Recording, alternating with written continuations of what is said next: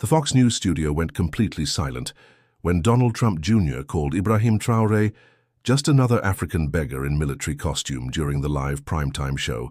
But what he didn't know was that Traoré's intelligence team had been monitoring the Trump family's illegal business dealings in Africa for over a year. Within 24 hours of Junior's racist insult, Traoré would release documents so explosive that they would send shockwaves through the Republican Party, force the FBI to launch 3 separate investigations, and ultimately land Trump's eldest son in federal prison. But the most devastating part wasn't the criminal evidence. It was how Traoré used Junior's own words to expose the Trump family's darkest secrets to 200 million Americans. But to understand how Traoré brought down the Trump family and how Junior's racist insults that night became the beginning of his family's downfall, we need to go back to that Fox News evening where everything started. June 15, 2025, Tuesday night on Fox News's Tucker Carlson Tonight was filming a special episode. Donald Trump Jr. had come to talk about his father's 2024 election campaign. The 41-year-old eldest Trump son sat in the studio with his characteristic arrogance and aggressive demeanor. "Don," said Tucker Carlson, "let's talk about your father's Africa policies. What do you think about this young leader called Ibrahim Traoré?" Junior smiled, that condescending Trump family smile. "Tucker, this kid is a complete joke. Just another African beggar in military costume. He thinks he's a leader, but he's really just an amateur playing dictator." The studio audience burst into laughter. Tucker was laughing too. Nobody knew this would be the biggest mistake of Junior's life. "So," Junior continued with his aggressive tone, "this Traoré kid is trying to criticize my father, but as the fake president of a fake country. What can he really do? He should go back to hunting with spears." While the hunting with spears comment created an explosion in the studio, a very different scene was unfolding in Traoré's office in Ouagadougou. "Mr. President," said media advisor Marie Caboret, rushing into the office, "Trump's son is saying very bad things about you on Fox News. You need to see this immediately." As Traoré watched Junior's performance from his laptop screen, a cold smile appeared on his face. On his desk sat a red folder labeled "Trump Family, Africa Crimes." "Marie," said Traoré in a calm voice, "we've been waiting for this moment. For 18 months, Junior just gave us the perfect excuse." On Fox News, Junior was continuing his attacks. "These African leaders are really funny. They think they're equal to us. But someone like Traoré can't lecture America. He's just a primitive person playing dress-up." "Well, Don," said Tucker, "how are the Trump family's businesses in Africa going?" Junior's face instantly changed. What do you mean? You know, mining, trade deals." "Oh yes," said Junior, relaxing. "We have great businesses in Africa. Leaders like Traoré are jealous of our success because they don't know how real business is done." At that moment, Traoré opened the red folder. "Marie," said Traoré, "are all the documents ready?" "Yes, Mr. President, bank transfers, environmental crimes, bribery records, all with Donald Jr.'s own signatures." "Perfect. Junior is digging his own grave. We'll release everything in the morning." That night, Junior was extremely pleased with his Fox News performance. He was celebrating with his father, Donald, at Trump Tower. "Great job, Donald," Trump Sr. said to his son. "You put that African kid in his place." "Dad, these Africans aren't on our level," Junior replied proudly. "They need to be shown their place. None of them knew they would wake up to their life's nightmare the next morning." At 6 a.m., Traoré made a shocking press announcement to the world.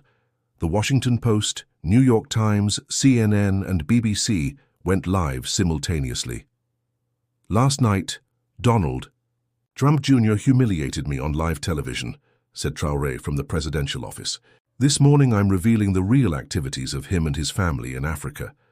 The first document had a bombshell effect: Trump Organization's illegal gold mining in Chad. An operation approved with Junior's own signature had caused the destruction of 12,000 acres of forest and forced 3 villages into displacement. "This document, signed by Donald Jr. in December 2023, said Traoré to the camera, approves $45 million worth of illegal gold extraction, no environmental permits, local population uninformed. But this was just the beginning. The second bomb Audio recordings. Junior's phone conversations with African officials contained explicit bribery offers. "These Africans are stupid," Junior was saying in a recorded conversation. "Give them money, shut them up. It's that simple."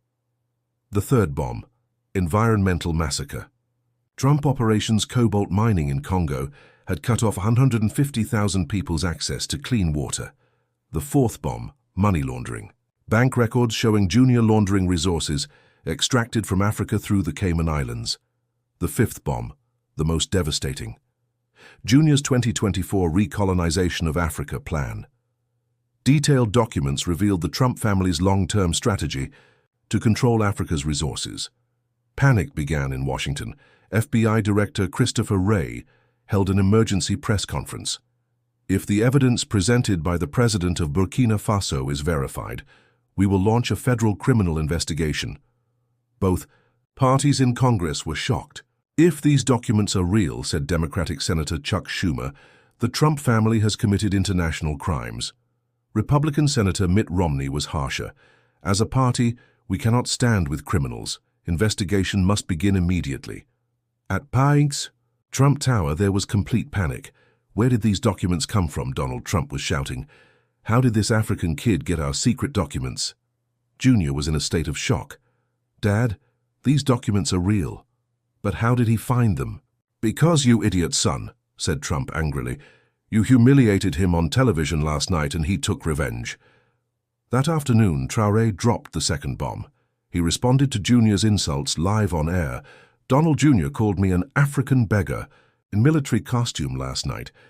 Today I showed him what real military strategy is. For 18 months I documented his family's crimes, waited patiently. He gave me the excuse I delivered justice. Junior sent me to hunt with spears. But I use modern weapons, truth, evidence, and justice, and these weapons are very effective against the Trump family."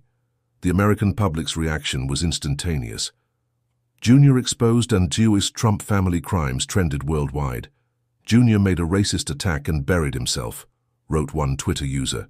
"Traoré waited 18 months and struck at perfect timing. This is strategic intelligence itself," wrote another. By evening, the FBI raided Trump Tower. Documents were collected from Junior's office and home. "Donald Trump Jr. is being arrested," announced the FBI spokesperson, "for environmental crimes, money laundering, and bribery charges in Africa." Junior's arrest had a shock effect in America. Even Fox News had to report it. Donald Trump Jr., who spoke in this studio last night, was arrested today on federal charges, said Tucker Carlson, amazement in his voice. Junior's first statement from prison was full of regret. "I underestimated Traoré. This was the biggest mistake of my life." A week later, Trump Sr. tried to save the situation. "My son made a mistake, but Ibrahim Traoré is exaggerating." Traoré's response was devastating. "Mr. Trump, I'm not exaggerating. I'm delivering justice. For 18 months I watched how your family robbed Africa. Junior's racist attack was the perfect opportunity to reveal the truth. Africa is no longer an easy target. We fight back, and when we hit, it's effective." 6 months later, Junior's trial began. The evidence was so strong he couldn't mount a defense. "The defendant," said the federal judge, "is sentenced to 15 years in prison for environmental crimes, money laundering, and bribery committed in Africa." Junior's final words: "I underestimated Ibrahim Traoré. He turned out to be smarter than me." For the Trump family, this was the beginning of collapse. Donald Sr. also came under investigation for Africa crimes, but the story of how Traoré's systematic destruction unfolded was much more complex than anyone realized. Behind the scenes, the young African leader had orchestrated one of the most sophisticated intelligence operations in modern political history. The red folder that Traoré had opened that night contained far more than just documents about Trump. Family operations. It represented 18 months of careful planning, strategic patience, and precision intelligence gathering. The beauty of strategic patience, Traoré would later explain to his intelligence team, is that you let your enemies reveal their true character publicly. Then you use their own words against them. And what devastating evidence he had compiled. The Trump Organization's African operations, which Jr. had boasted about on Fox News, were revealed to be a network of criminal enterprises spanning 12 countries. From illegal diamond mines in Sierra Leone to unlicensed cobalt extraction in the Democratic Republic of Congo, the Trump family had systematically exploited African resources while corrupting local officials, but the most damaging evidence was yet to be revealed. 3 days after Jr.'s arrest, Traoré released what he called Phase 2 of his revelations. This time, the target wasn't just Jr., it was the entire Trump political machine. The American people deserve to know, Traoré announced in a global press conference, that the Trump family's African crimes weren't just business ventures. They were part of a systematic plan to undermine African democracy and maintain American corporate control over our resources. The documents he released were stunning. Internal Trump Organization emails discussing regime change operations in 3 African countries. Financial records showing payments to mercenary groups operating in the Sahel region. Most damaging of all, recorded conversations between Donald Trump Sr. and defense contractors, planning interventions in countries that had refused Trump mining concessions. We're talking about nothing less than modern colonialism. Traoré explained to CNN's Anderson Cooper in an exclusive interview. The Trump family viewed Africa not as a continent of sovereign nations, but as their personal resource extraction zone. The international reaction was swift and devastating. The International Criminal Court announced it was opening a formal investigation into Trump family activities in Africa. The European Union imposed sanctions on all Trump-related businesses. The African Union voted unanimously to request Interpol red notices for both Donald Trump Sr. and Donald Trump. Journalists? But perhaps the most significant reaction came from within the United States itself. Senator Elizabeth Warren, chair of the Senate Foreign Relations Committee, announced congressional hearings on corporate exploitation and political corruption. In American-African relations, the evidence presented by President Traoré, Warren declared, suggests that the Trump family used American political influence to facilitate criminal enterprises in Africa. This is not just corruption, it's a betrayal of American values and international law. The hearings, held 6 months after Jr.'s initial arrest, became a global media event. Traoré was invited to testify via video link from Ouagadougou, and his appearance drew an audience of over 400 million viewers worldwide. "Senators," Traoré said, looking directly into the camera, "I come before you not as an accuser seeking revenge for racist insults, but as a leader seeking justice for systematic crimes against my continent and my people." His testimony, methodically, laid out the full scope of Trump family operations in Africa. $2.3 billion in illegal resource extraction across 7 countries, environmental damage affecting over 500,000 people, corruption payments totaling $67 million to compromised officials, private military operations that resulted in civilian casualties, tax evasion schemes that deprived African nations of $400 million in revenues. But the most powerful moment of his testimony came when Traoré addressed Jr.'s original Fox News comments directly. "Donald Trump Jr. called me a beggar in military costume and suggested I should hunt with spears.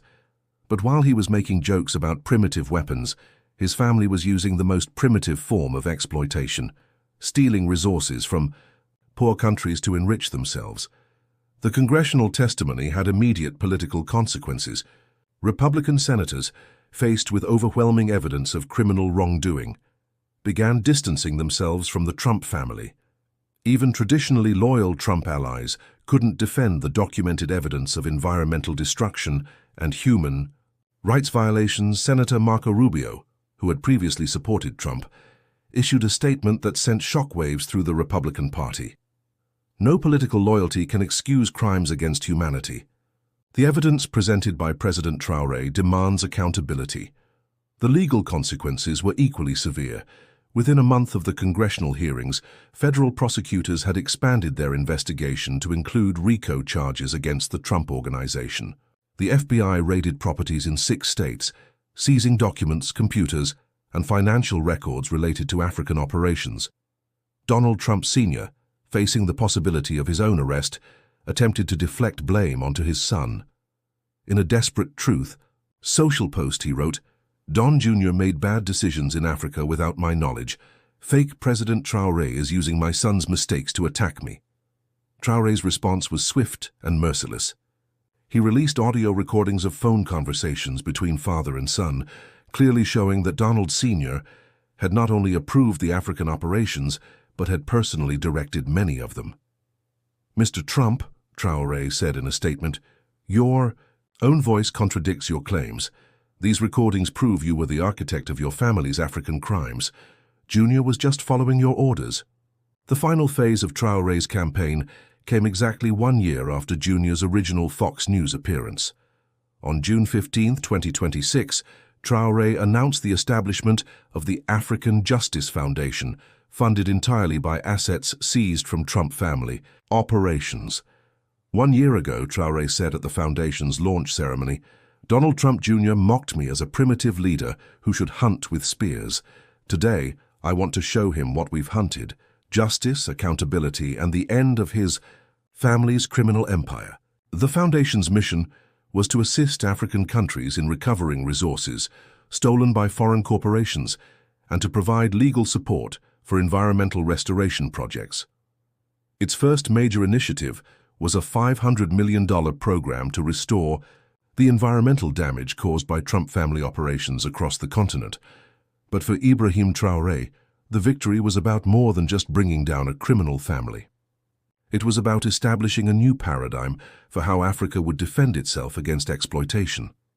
The Trump family thought they could insult us publicly while robbing us privately, Traoré reflected in an interview with Time magazine, which had named him Person of the Year. They learned that modern Africa has both the intelligence to gather evidence and the courage to use it.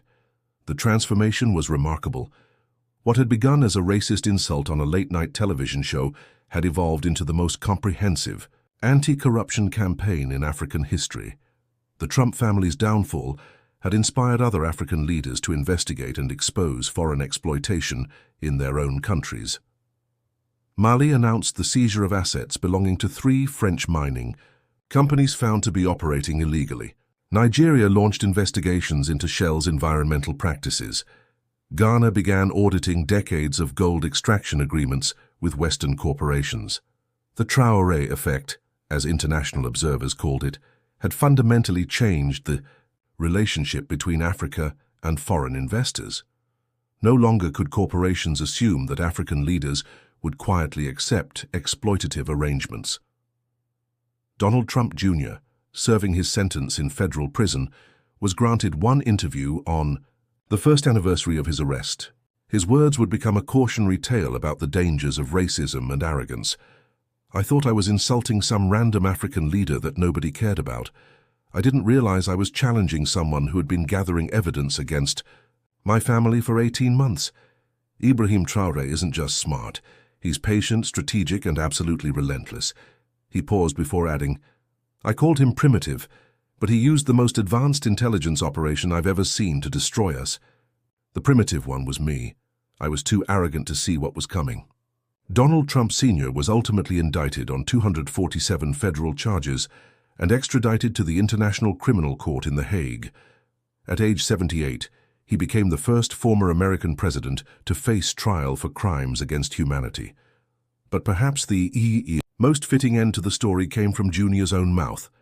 In his final statement before beginning his prison sentence, he said, "President Traoré, I publicly apologize for my racist comments. You proved that intelligence, dignity, and justice are more powerful than insults and arrogance. I hope my punishment serves as a warning to others who think they can exploit Africa without consequences." 2 years after that fateful Fox News appearance, Ibrahim Traoré addressed the United Nations General Assembly in what many considered the most important speech in the organization's history. 2 years ago, a man mocked me on television, calling me a beggar and suggesting I hunt with spears. Today, I stand before you having hunted something far more valuable than any animal. I hunted justice, and justice, as it turns out, is the most satisfying prey of all. The speech received a standing ovation that lasted 15 minutes. But more importantly, It marked the beginning of what historians would later call the African Renaissance, a period of unprecedented cooperation, development, and self-determination for the continent. The Trump family's racist insults had inadvertently triggered the very awakening they had sought to prevent. By underestimating Ibrahim Traoré, they had given him the perfect platform to demonstrate that Africa was no longer willing to tolerate exploitation, whether economic or cultural. In the end, Junior's "hunting with spears" comment had proven prophetic, but not in the way he intended. Traoré had indeed gone hunting, but his prey wasn't animals. He had hunted criminals, and his weapons weren't spears, but something far more powerful: truth, evidence, and the patience to use them at exactly the right moment. The young African, leader who had been dismissed as a beggar in military costume, had proven that sometimes the most devastating response to racism isn't anger, it's strategic intelligence, carefully applied when your enemies have given you the perfect excuse to act. Donald Trump Jr.'s laughter that night on Fox News had been recorded for posterity. But it would be remembered not as a moment of triumph, but as the sound of a predator who had fatally underestimated his prey. Sometimes the most dangerous hunters are the ones who look like they're not hunting at all.